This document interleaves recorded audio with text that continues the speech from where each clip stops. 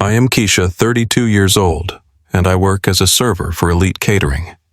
I was washing dishes at a billionaire's private party when I accidentally broke a vase. He did not get angry. Instead, he stared at my hands and whispered, "Those scars, where did you get them?" I said, "My mom said I got them as a baby." His face went white. He grabbed my arm and said, "I need to show you something." What he showed me proved I was his. But before I tell you how a broken vase changed my destiny, let me know where you are watching from in the comments. Hit like and subscribe if you believe that the truth always finds a way to the light. It started with a sound that still haunts my nightmares. Smash. The sound of porcelain shattering against the marble floor echoed through the ballroom like a gunshot. The smooth jazz music stopped instantly. Hundreds of eyes turned toward me.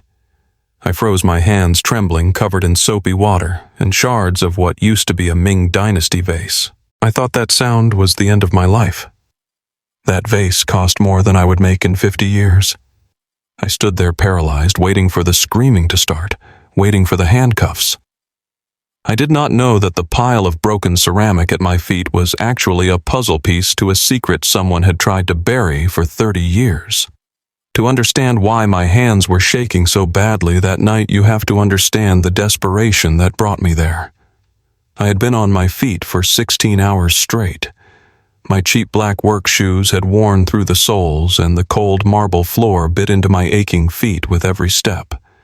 My stomach was growling, twisting in knots because I had not eaten since breakfast. But I could not stop. I could not slow down. My Auntie Rose was lying in a hospital bed at St. Mary's, waiting for a heart valve surgery that our insurance refused to cover. She was the only mother I ever knew, the woman who took me in when I was found abandoned as a baby. Now the hospital was threatening to discharge her if I did not come up with $5,000 by Monday morning. That is why I took this shift. That is why I was invisible, a ghost moving through a sea of diamonds and designer gowns, serving champagne to people who spent more on a handbag than I spent on rent for a year. I was just a pair of hands to them, serving trays of caviar while worrying if I would have enough gas money to get home. The smell of roasted lamb and expensive perfume filled the air, making me dizzy with hunger. But I kept my head down. I needed this paycheck. I needed to save Auntie Rose. Then I saw him coming through the crowd. Bryce. He was the stepson of Mr. Henderson, the billionaire owner of this estate. Bryce was a tall white man in a tuxedo that fit him perfectly, but his eyes were cold like shark eyes. He walked with the arrogance of a man who had never been told no in his life. All night I had watched him berate the staff. He snapped his fingers at us like we were dogs. He called the bartender incompetent because the ice was not cubed perfectly. He looked at Mr. Henderson, his own stepfather, not with love, but with the hungry look of a vulture waiting for a lion to die. Mr. Henderson was a legend, a self-made black man who built an empire from nothing. But tonight he looked frail, sitting alone in his wheelchair in the corner. Bryce was hovering, practically drooling over the estate, already acting like he owned the place. He hated that the staff respected Mr. Henderson. He hated that he had to wait for the old man to pass away to get his hands on the Henderson Holdings fortune. And when he saw me standing over that broken vase, his eyes did not show concern. They lit up with malicious delight. He finally had someone to destroy. He marched toward me, his expensive leather shoes crunching over the $1,000,000 debris, and I knew that my nightmare was just beginning. The tray in my hands felt like it weighed 1,000 pounds. My arms were burning, screaming for rest, but I forced myself to keep moving across the grand hallway. The air was thick with the scent of expensive lilies and heavy perfumes that made my head spin. I had not eaten a real meal in 2 days, and the room began to tilt slightly. I blinked, trying to clear the black spots dancing in my vision. Just ahead on a marble pedestal stood the vase. It was beautiful, painted with delicate blue dragons, older than this country and worth more than everything my family had ever owned. I gave it a wide berth, terrified of even breathing on it wrong. But as I passed, a woman in a shimmering gold gown took a sudden step back, laughing loudly at a joke someone had told. Her elbow slammed hard into my shoulder. The impact was enough to knock me off balance. I stumbled, my feet tangling in the hem of my worn-out trousers. I lunged forward to catch myself, but my hip checked the pedestal. Time seemed to stop completely. I watched in horror as the blue and white vase tipped. It seemed to float in the air for a second, a beautiful, fragile thing suspended in gravity. I dropped my tray, reaching out with desperate hands to catch it, but I was too slow. Gravity won. The vase hit the polished marble floor with a sound that was physically painful. It was not just a crack. It was an explosion of history and wealth, shattering into 1,000,000 jagged pieces. The sound echoed off the high ceilings, instantly killing the music and the conversation. For a heartbeat, there was total silence. I stood there gasping for air, looking down at the destruction I had caused. Then, a shadow fell over me. Bryce was there before I could even formulate an apology. He moved with the speed of a predator who smells blood. He did not look at the guest who bumped me. He did not ask if I was hurt. He looked at the shattered porcelain, and his face twisted into a mask of pure, unadulterated rage. $50,000. He screamed the number so loud that I flinched as if he had struck me. "You just destroyed $50,000, you clumsy, useless idiot." His voice boomed across the silent hall. Every wealthy face in the room turned to look at me with expressions of disgust and pity. I felt myself shrinking, wishing the floor would open up and swallow me whole. I started to stammer, my throat dry as dust. "Sir, I am so sorry, the lady." She bumped me. I tried to catch it.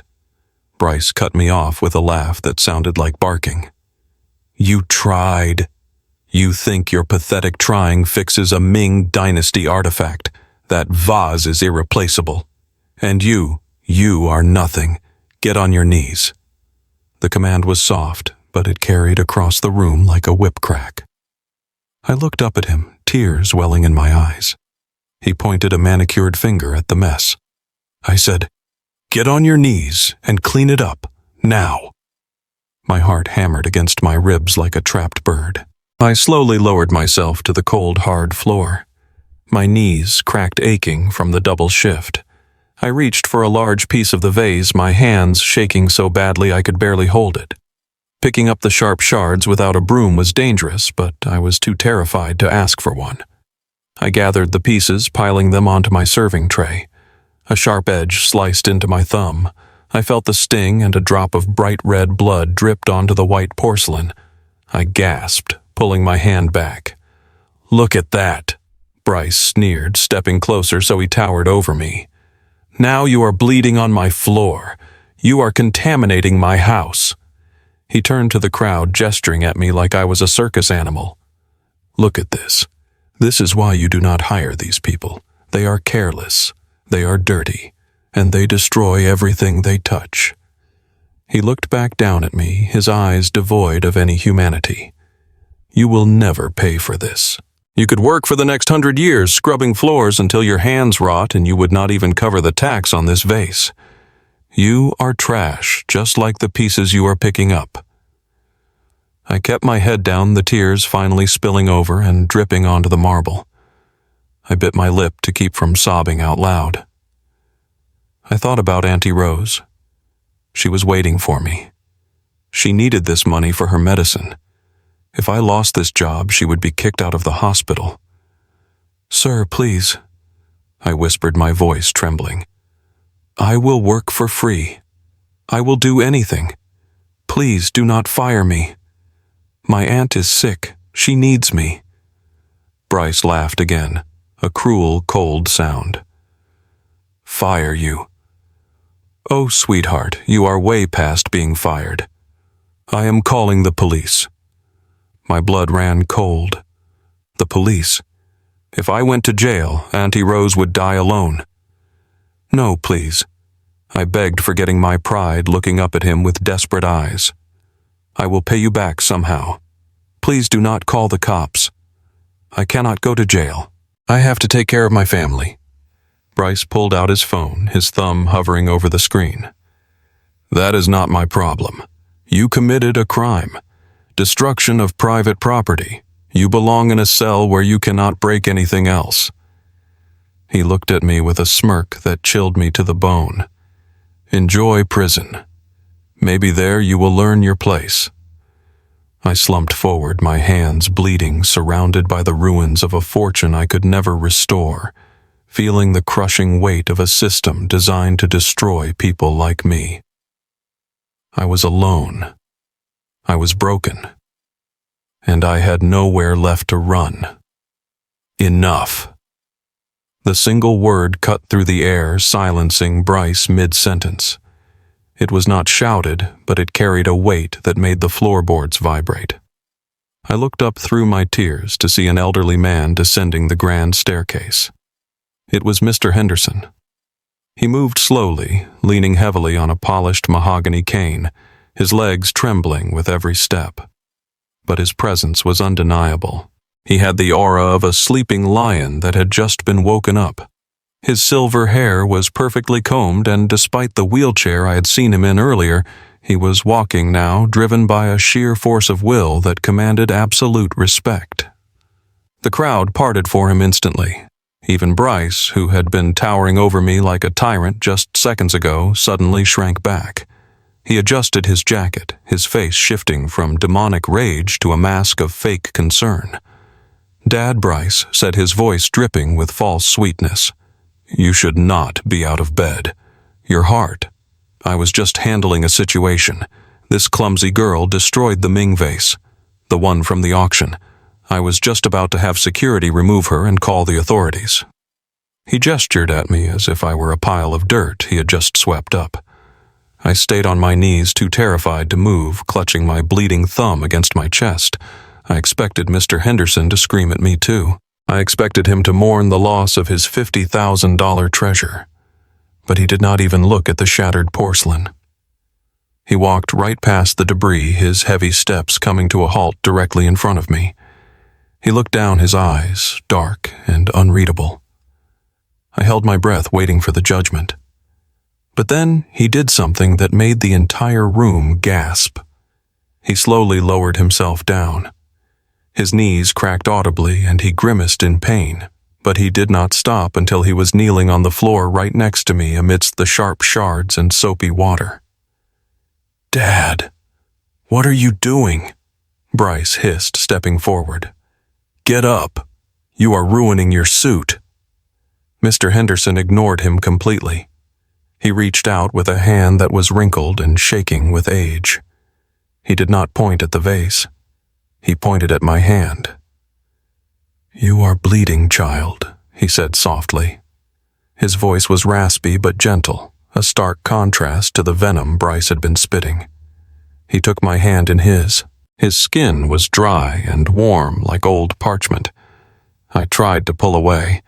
I was dirty, covered in dishwater and blood, and he was immaculate. I am sorry, sir, I whispered, staring at the floor. I will pay for it. I promise. Hush now, he said, silencing me with a squeeze of his hand. He turned my palm over to inspect the cut on my thumb. It was deep, but as he shifted my hand to the light, the cuff of my oversized wet uniform sleeve slid up my forearm. It revealed the inside of my wrist. And that is when the world stopped turning. Mr. Henderson froze. His grip on my hand suddenly tightened, not in anger but in shock. He stopped breathing for a moment. His eyes, which had been filled with weary kindness, suddenly widened with a look of absolute disbelief.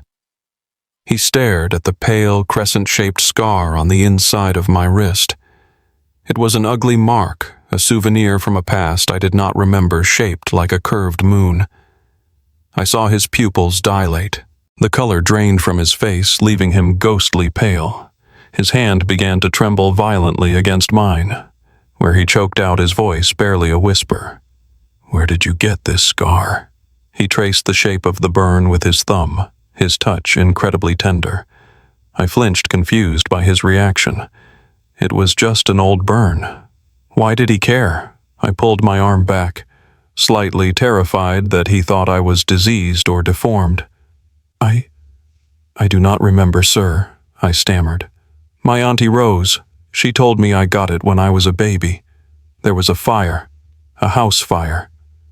The cane fell from his other hand, clattering loudly against the marble, but he did not seem to notice. "A fire," he repeated the word, sounding like a prayer. He looked up into my face, really looking at me for the first time. He searched my eyes, my nose, the line of my jaw. Tears began to pool in his aged eyes, spilling over onto his cheeks. 30 years ago, he whispered, his voice breaking with emotion. "The west wing of this very house. There was a fire. My daughter, my little Aaliyah. She was in her crib. The bars were metal red hot from the flames. Before I could get to her, she rolled against them." He looked back down at my wrist, his thumb tracing the crescent moon again. "She had this exact burn on her left wrist, the exact same shape, the exact same size." He looked back at me, and the pain in his eyes was heartbreaking. "They told me she died." He sobbed, his voice rising. "They told me the fire took her. They showed me ashes. But this scar, I would know this scar anywhere. My God, you have her eyes. Bryce, look at her eyes." Bryce stepped in between us, his body blocking the light. His panic was palpable now. He was not just angry anymore, he was terrified. "Dad, stop this!" he shouted, grabbing the old man's shoulder. "You are having an episode. You are confused. The medication is making you hallucinate. Aaliyah is dead. We buried her 30 years ago. This is just some random dishwasher. Look at her. She is trash." Mr. Henderson shook Bryce's hand off with surprising strength. "No. Look at the scar, Bryce. It is impossible to replicate." Bryce did not look. He refused to look. Instead, he grabbed my other arm, his fingers digging into my flesh so hard it bruised. "Get up!" Bryce yelled at me, pulling me to my feet. He was hurting me, dragging me away from the old man. "You are a fraud. You heard about the story, and you burned yourself to run a scam. I am not letting you take advantage of a senile old man. Security, get her out of here." Now I struggled against his grip, pain shooting up my shoulder.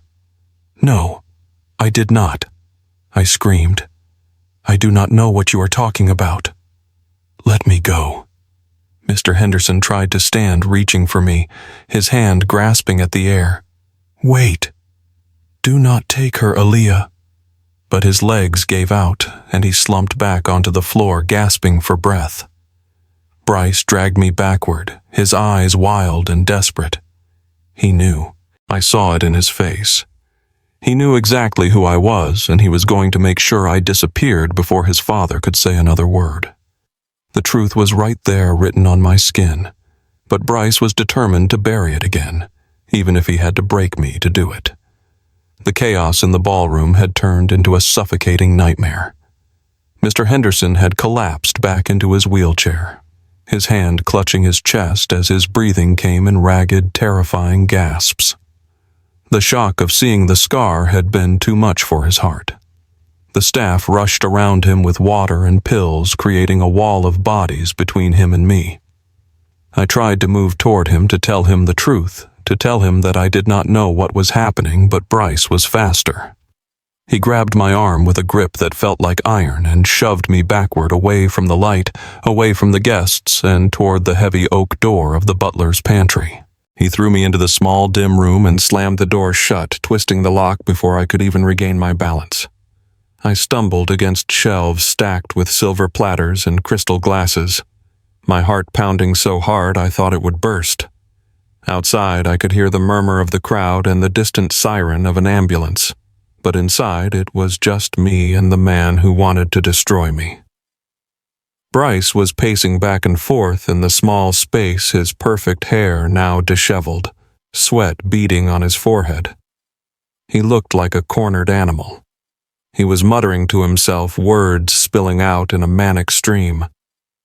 She is dead. She has to be dead. My mother promised. She said the baby was gone. She said I was the only one. I pressed my back against the cold shelves, hugging my purse to my chest. Why are you doing this? I whispered, my voice trembling. I did not ask for any of this. Bryce stopped pacing and turned to me. His eyes were wild. You think you can just waltz in here with a scar and take everything? My mother did not spend her life scheming and paying off nurses just for some dishwasher to show up 30 years later and ruin it. He was not talking to me anymore. He was talking to the ghost of his crime. He knew. In that moment, I realized he absolutely knew who I was. The fire had been real, but the death had been a lie. His mother had stolen me, discarded me, ensuring her son would inherit the empire. And now I was the glitch in their perfect plan. He looked at me, and a dark, twisted idea seemed to form behind his eyes. He realized that denying the scar was not enough. His father was already suspicious. He needed to destroy my character. He needed to make me so repulsive, so criminal, that no matter what mark was on my skin, his father would never accept me. He reached onto his wrist and unclasped his heavy, solid gold Rolex. It was a masterpiece of Swiss engineering encrusted with diamonds worth more than my Auntie Rose's life. He looked at it, then looked at my open canvas bag sitting on the counter. With a sneer, he dropped the watch into my bag. It slid deep inside, nesting next to my crumpled bus pass and my spare apron. What are you doing? I gasped, lunging forward to take it out. He shoved me back hard, pinning me against the wall. You are going to stay right here, he hissed, his face inches from mine. And when the police get here, they are going to find that. You are not the long-lost daughter Keisha. You are just a thief. A common dirty thief who broke a vase and tried to steal a watch in the chaos. My father hates liars. He hates thieves. Once he sees this, he will never look at you again. I tried to scream, but the sound of heavy boots on the marble floor outside cut me off. The door handle turned, then rattled. Open up, a deep voice commanded. Police. Bryce smoothed his jacket, fixed his hair in the reflection of a silver platter, and unlocked the door. He stepped back, transforming instantly from a monster into a grieving, stressed victim. Officers, thank God you are here, he said, his voice shaking with fake distress. This woman, she is dangerous. She went into a rage when I confronted her about the vase. 2 police officers stepped into the small room. They looked huge, their uniforms imposing, their hands resting on their belts. I shrank back, tears streaming down my face. He is lying, I sobbed. He put his watch in my bag. He is lying. The older officer looked at me with tired, cynical eyes. He had heard it all before. Ma'am, step away from the bag, he said sternly. Bryce stepped forward. Officer, she broke a $50,000 Ming vase. I think she was trying to create a distraction. My Rolex is missing. I took it off to wash my hands after handling the debris, and now it is gone. I saw her near the counter. The officer put on gloves and reached for my bag. No, please, I begged. But the younger officer grabbed my arms, holding me still. The room went silent. I watched in slow motion as the officer reached into my bag. He pulled out my wallet, my keys, and then the gold Rolex. It glittered under the fluorescent pantry light, a damning piece of evidence that sealed my fate. The officer looked at me, his expression hardening. Is this yours, ma'am? He asked sarcastically. I shook my head violently. No. He put it there. I swear on my life. I am innocent. Bryce let out a dramatic sigh, shaking his head. I knew it. She is a professional scammer. Dad, do you see this? Bryce yelled out the door toward the main hall where Mr. Henderson was being attended to by paramedics. Mr. Henderson had insisted on staying, refusing to go to the hospital until this was resolved. Now they wheeled him to the doorway of the pantry. He looked gray, weak, and incredibly old. Bryce held up the watch. "She stole it, Dad. We caught her red-handed. The vase, the theft, it is all part of her act. And that scar. She probably did it to herself or got it in a kitchen accident. She is just trying to manipulate you because she knows you are grieving. She is preying on your emotions. Look at the evidence. She is a criminal." Mr. Henderson looked at the watch. Then he looked at me. His eyes were filled with a chaotic mix of hope and devastation. He wanted to believe I was his Aaliyah. He had felt it in his soul when he touched my hand. But he was a man of principle. He had built his company on integrity. He despised dishonesty above all else. The evidence was right there. A stolen watch in my bag. The logic was crushing the hope. I saw the light in his eyes flicker and die. He slumped in his chair, looking away from me, staring at the floor. "Aaliyah would never steal." He whispered, his voice sounding like dry leaves. "My daughter was raised better. Even if she was lost, blood does not steal." "Officer, arrest her," Bryce commanded, a triumphant smirk playing on his lips. "Get this trash out of my house." The officer spun me around. I felt the cold, hard steel of the handcuffs bite into my wrists right over the scar that was supposed to save me. "You have the right to remain silent," the officer recited, but I could not hear him over the sound of my own heart breaking. Auntie Rose was going to die. I was going to prison, and the father I never knew I had was looking at me with shame. I looked at Bryce. He winked at me, a subtle, quick wink that said, "I won." He had turned the truth into a lie, and he had used the law to seal it. As they dragged me out of the pantry past the weeping old man, I realized that being innocent did not matter in a world owned by people like Bryce. I was just another casualty of their greed. But as the cuffs clicked tighter, a fire ignited in my chest. I was not going to let them win. Not this time. As the officers dragged me toward the exit, my shoes scraping against the marble floor, a primal scream ripped from my throat.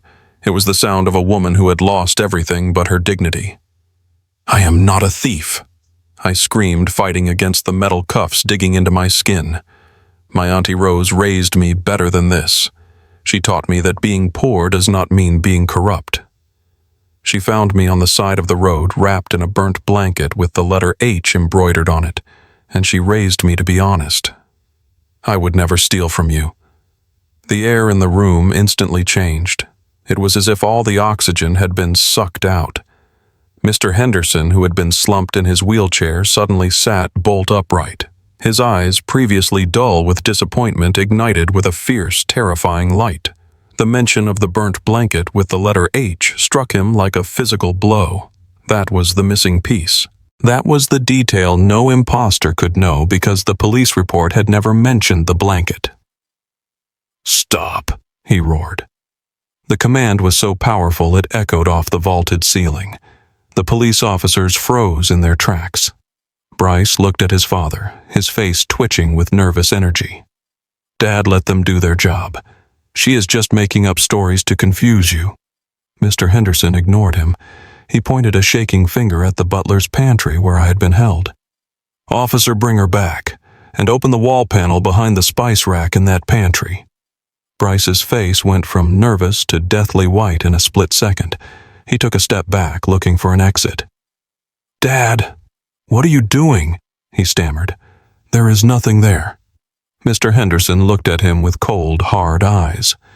"You forgot Bryce. 3 months ago I noticed silverware going missing. I had a covert security camera installed inside the pantry shelf. It records everything.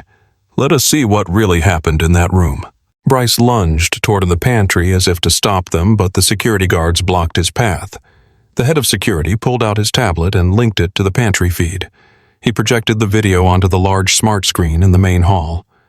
The room fell into a deathly silence. Everyone watched the screen. The video showed me crying in the corner, terrified.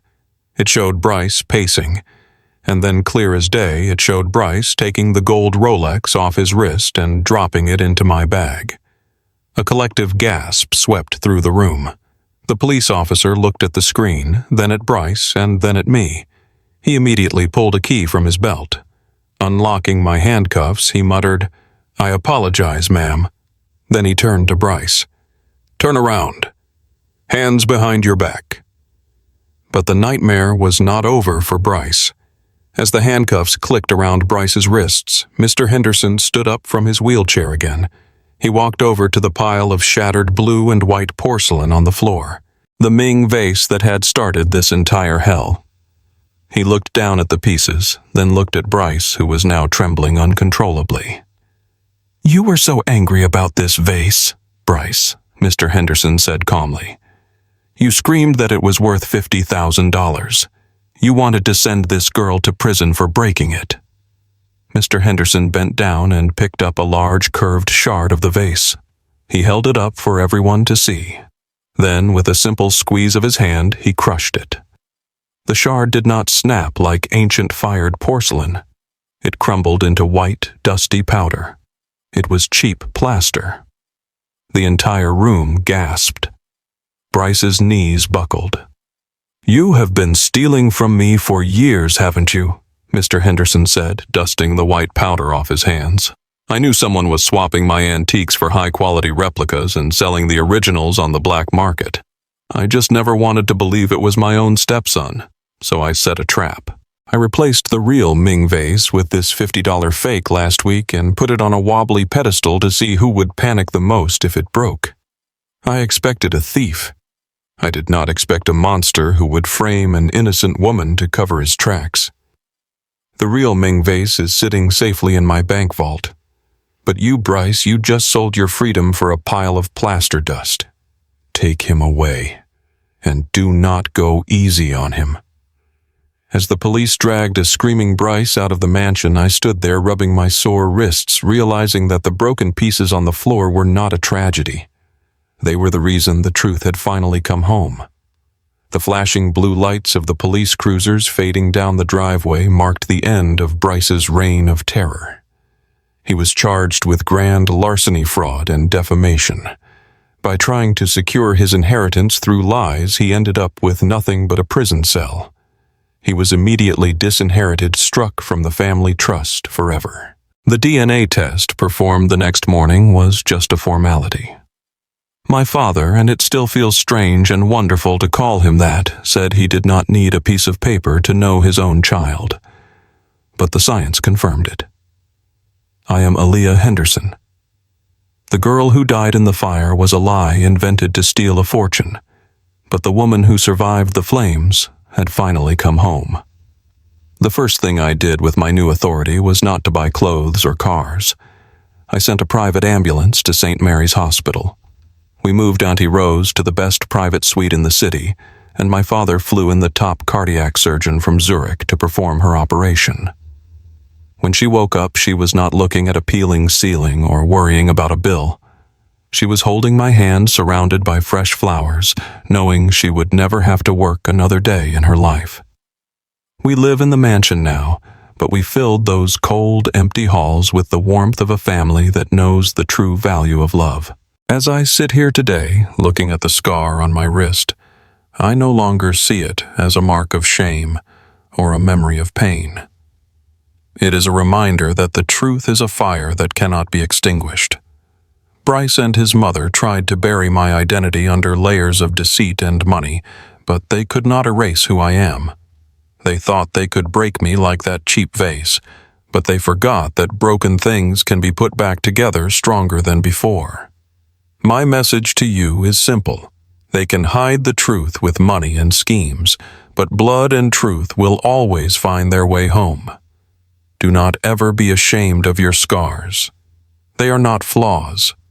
They are the map that leads you to your destiny. If you believe that justice might be late, but it is never absent, please hit the like button and share this video with someone who needs hope. And tell me in the comments below, where are you watching this story from? I read every single one. Thank you for watching.